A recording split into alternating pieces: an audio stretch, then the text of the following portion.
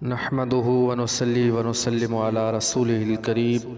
अस्सलामु अलैकुम व रहमतुल्लाहि व बरकातुहू। राय इस्लाम में तमाम दोस्तन की खुश आमदीद।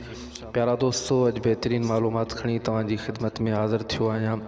यकीनन अवांखे पसंद ईंदी सो ही आहे त अज चंगी सेहत के बारे में हज़रत सैयदुना अली अल मुर्तज़ा रज़ी अल्लाह ताला अन्हु जिन जा इरशादात अवांजी खिदमत में अर्ज़ कंदुसि। पर उन खां अॻु में अवां सां गुज़ारिश आहे त जेकॾहिं अवां असांजो चैनल सब्सक्राइब नाहे कयो त असांजे चैनल खे सब्सक्राइब कयो ऐं गॾोगॾु गिनती जे निशान ते क्लिक कयो ताजो असांजी हर अचण वारी नई मालूमात तव्हां ताईं आसानी सां पहुची सघे। त प्यारा दोस्तों, चंगी सेहत के बारे में सैयदुना हैदर कर्रार रज़ी अल्लाह ताला अन्हु जिन जा कुछ इरशादात अवांजी खिदमत में अर्ज़ कयां सो ही आहिनि।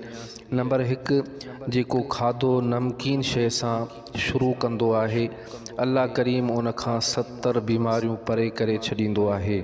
नंबर 2, जेको रोज़ानो 7 खजूरूं खाईंदो करे उन जे पेट जूं बीमारियूं ख़त्म थी वेंदियूं। नंबर 3, जेको रोज़ानो 21 दाणा सुर्ख किशमिश जा खाईंदो करे त पंहिंजे जिस्म में का नापसंदीदा शइ कोन ॾिसंदो। नंबर 4, गोश्त पैदा कंदो आहे। नंबर 5, सरीद अहले अरब जो खाधो आहे।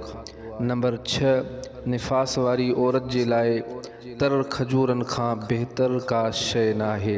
नंबर 7, मच्छी जिस्म खे ॻारींदी आहे, यानी सेहतमंद करे छॾींदी आहे। नंबर 8, जेको डिघी उम्र चाहे थो वो नाश्तो जल्द यानी सुबह जो सवेर करे, शाम जो खाधो देर सां खाए ऐं चादर हल्की रखे, यानी कर्ज़ न वठे। त प्यारा दोस्तों, सेहत के मुतालिक सैयदुना अली अल मुर्तज़ा रज़ी अल्लाह ताला अन्हु जिन जा कुछ इरशादात अवांजी खिदमत में अर्ज़ कयुम।